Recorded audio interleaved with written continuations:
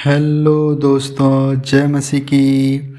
आज हम पवित्र शास्त्र बाइबल के एक नए ऑडियो समरी से जानेंगे चांदी का कटोरा की कहानी के बारे में। हालेलुया। तब उसने अपने घर में अधिकारियों को आज्ञा दी, इन मनुष्यों के बोरों में जितनी भोजन वस्तुएं समा सके उतनी भर दे और एक एक जन के रुपये को उसके बोरे में मुंह पर रख दे, और मेरा चांदी का कटोरा छोटे के बोरे में मुंह पर उसके अन्न के रुपये के साथ रख दें। यूसुफ की इस आज्ञा के अनुसार उसने किया। भोर होते ही वे मनुष्य अपने गधों समेत विदा किए गए। वे नगर के से निकलते ही थे और दूर न जाने पाए थे कि यूसुफ ने अपने घर के अधिकारी से कहा, उन मनुष्यों का पीछा कर और उनको पाकर उनसे कह, तुमने भाई के बदले बुराई क्यों की है?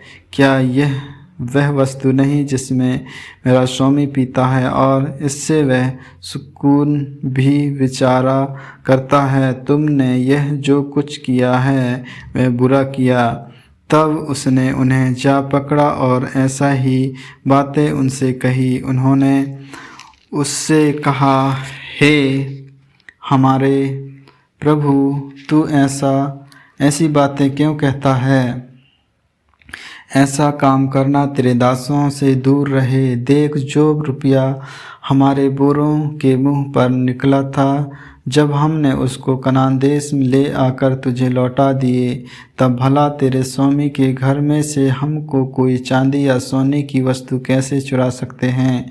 तेरे दासों में से जिस किसी के पास वह निकले वह मार डाला जाए और हम भी अपने उस प्रभु के दास हो जाएं। उसने कहा, तुम्हारा ही कहना सही, जिसके पास वह निकले वह मेरा दास होगा और तुम लोग निरपराध ठहरोगे। इस पर वे जल्दी से अपने अपने बोरे को तार भूमि पर रखकर उन्हें खोलने लगे। तब वह ढूंढने लगा और बड़े के बोरे में लेकर छोटे के बोरे तक खोज की और कटोरा बिन्यामीन के बोरे में मिला। तब उन्होंने अपने अपने वस्त्र फाड़े और अपना अपना गधा लाद कर नगर को लौट गए। जब यहूदा और उसके भाई यूसुफ के घर पर पहुँचे और यूसुफ वहाँ ही था, तब वे उसके सामने भूमि पर गिरे। यूसुफ ने उनसे कहा, तुम लोगों ने यह कैसा काम किया है? क्या तुम ना जानते थे कि मुझ सा मनुष्य सुकून विचार सकता है? यहूदा ने कहा, हम लोग अपने प्रभु से क्या कहें? हम क्या कहकर अपने को निर्दोष ठहराएं? परमेश्वर ने तेरे दासों के अधर्म को पकड़ लिया है। हम और जिसके पास कटोरा निकला वह भी हम सब के सब अपने प्रभु के दास ही हैं। उसने कहा, ऐसा करना मुझसे दूर रहे। जिस जन के पास कटोरा निकला है वही मेरा दास होगा, और तुम लोग अपने पिता के पास कुशल क्षेम से चले जाओ। बिन्यामीन के लिए यहूदा का निवेदन। तब यहूदा उसके पास जाकर कहने लगा, हे मेरे प्रभु, तेरे दास को अपने प्रभु से एक बात कहने की आज्ञा हो, और तेरे दास पर ना भड़के, क्योंकि तू तो फिरौन के तुल्य है। मेरे प्रभु ने अपने दासों से पूछा था, क्या तेरे पिता या भाई हैं?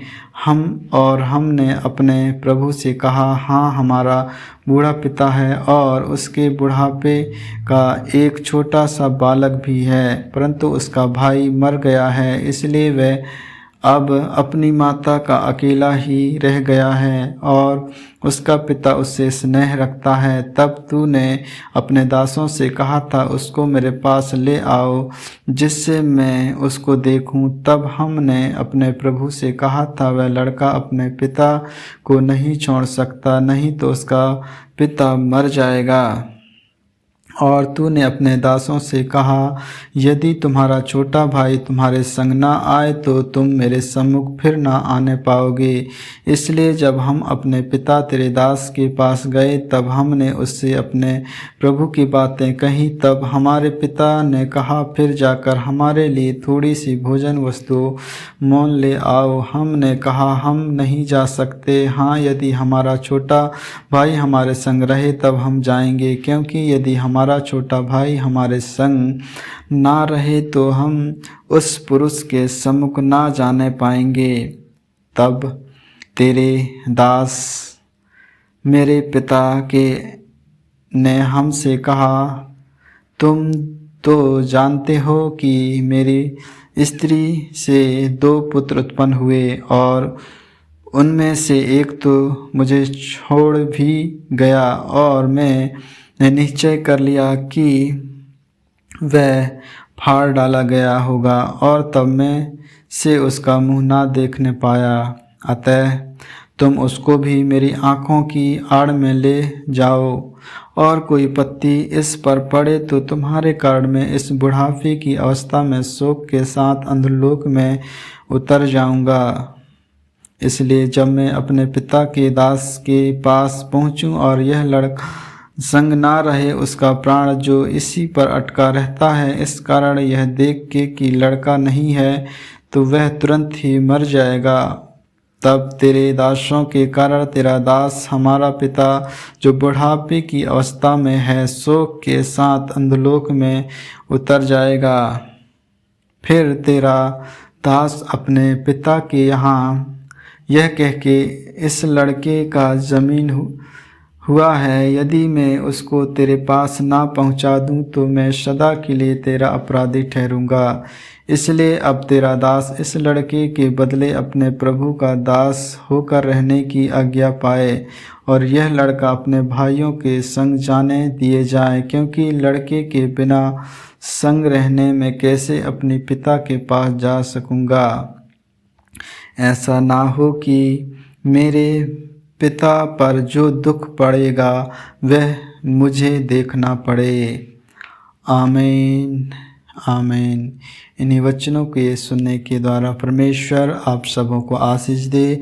आगे की और भी ऑडियो समरी सुनने के लिए Bible story audio Hindi channel को लाइक सब्सक्राइब करें और बेल आइकन को दबाएं। सभी प्रिय भाई बहनों को जय मसीह की।